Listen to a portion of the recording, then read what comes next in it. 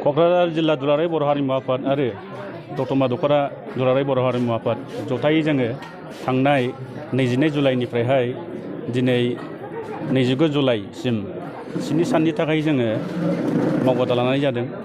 बे मावबादा लानायनि गुबै ओंथियावनो दं जे जोंहा बर'नि दोरोङारि मोसानाय आरो दामनाय देनाय बेखौहाय जोंनि बर' माहारिनि गेजेरावहाय जों जेरै मबेथिंजाय लाङोब्ला जों फोजौखांनो हागोन, जौगाखांनो हागोन, बेनि उद्देश्यआनो दं जोंहा जेब्लानाखि दुलाराय बर' फरायसा आफादा बड'फा उपेन्द्रनाथ ब्रह्मनि नेतृत्वआव बा बिथांनि आफादगिरि समावहाय बर' माहारिखौ जेथिंबो फोजौखांनो आरो फुवारखांनो लांनो थाखाय जेरैहाय आबाद बिथिङावहाय आबादारि दानानै होदों, आबादारि आफाद, आइजो माहारिखौ जौगानायनि थाखाय आइजो आफाद दानानै होदों।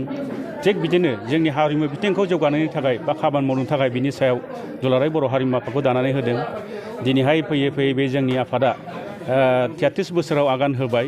बे समावहाय जोंहा मोनसे ओरैबायदि जोङो हारिमु आफादखौ दैदेनबोनानै जोंहा मोनसे जोंनि बर' हारिमु आफादखौनो ओरैबायदि मोनसे स्र' बिथिङाव जों लाबोनो हाबाय जे जोंनि दोरोङारि मोसानायखौ सिगां समावहाय गवालपारायाव आलदा मोसायोमोन, उदालगुरियाव आलदा मोसायोमोन, क'क्राझाराव आलदा मोसायोमोन। दा बेहाय जोङो दुलाराय बर' हारिमु आफादनि बानजायनायाव वार्कशप खुङै खुंबोनानै दिनैहाय जों मोनसे स्र' अबस्थायाव लाबोनो हाबाय।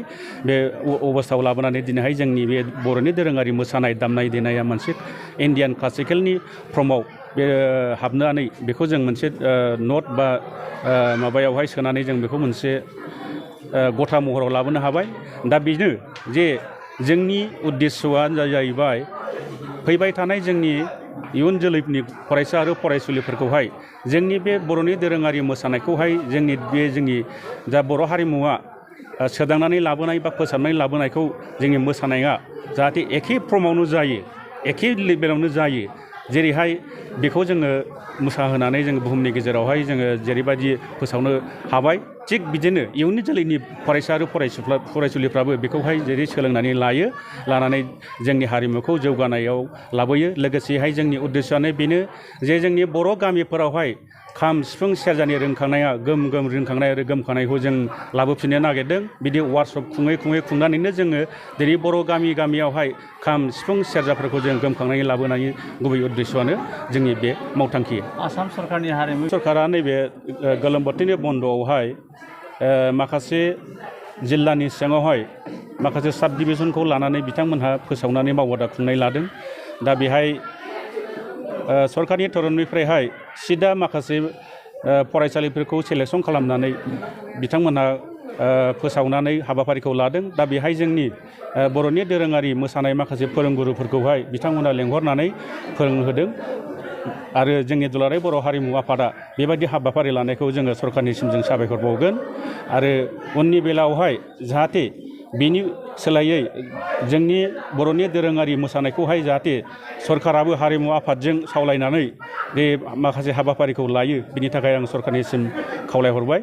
आरो नैबेबायदि जोङो हाबाफारि मावबादा लायोब्ला बेहाय ओरैबायदि माखासे थाखा फैसा रां रुफानि गोनांथि जायो। दा बेहाय जोंनि आफादा थाखा फैसा रां रुफा गैया हिसाबै जोङो सोरनावबा एखमबा बिबायनो गोनां जायो, एखमबा जों सोरनावबा बिदिनो खावलायनानै जोङो गोनां जायो। बेखायनो जों खावलायनो लुबैदों बिटिसि सरकार बा आसाम सरकार बे मोनसे जोंहा हारिमु बिफान दंखायो हिसाबै जोंनि जिल्लाफोरावहाय सावरायनायनि गेजेरजोंहाय माखासे बिदिनो दोरोङारि मोसानाय दामनाय देनाय बिदिनो वार्कशपखौ लानायनि थाखाय हारिमु आफादजों सावरायनानै रांखान्थि बिथिङानो जा बा जिखुनु बिथिङानो जा बेखौ मदद होनो थाखाय आङो गुरैयै खावलायनाय जाबाय। 22 जुलाइनिफ्रायहाय जोङो बे नैबे दतमा हालामावहाय जों मोननो हादोंमोन गासै 140 फरायसा आरो फरायसुलिफोरखौ जोङो मोननो हादोंमोन। बेहाय नैबे बिथिङाव जोबोद बाख्नायथाव सोंलु। जोंनि बिटिआर सरकारा आथिखालावहाय मानब गेदेर प्रमद बर' दैदेननाय सरकारा जोंनि हारिमु बिथिंखौ फोजौखांनो थाखाय बिथाङा स्रोद माखासे गोबां प्रजेक्टफोर लादों। बेखौ जों सम सम सावरायबाय थानायाव जोङो थाफानो मोनदों। बे जोबोद बाख्नायथाव बाथ्रा। बे आरो बिथाङा सावरायनायनि गेजेरजों माखासे हाबाफारि मावनो नागिरनाय प्लेनिंफोरखौ दङ बिथाङा। उननि समावहाय जोङो बिथांजों बे हाबाफारिखौ सावरायनानै मावनो हागोन होननानै आरो जोंनि हारिमुखौ फोजौखांनो हागोन होननानै जोंहा कमल बर' बिथां मानब गेदेर सारनि सायाव जोंहा गोबां फोथायनाय दं आरो उननि बेलायावहाय जों बिथांनि मददावनो जोङो जोंनि हारिमुखौ जोङो जौगालांनो आरो हाबा मावनो थाखाय जों खाबु मोनगोन होननानै आंहा मोनसे फोथायनाय आरो बिसास दङ।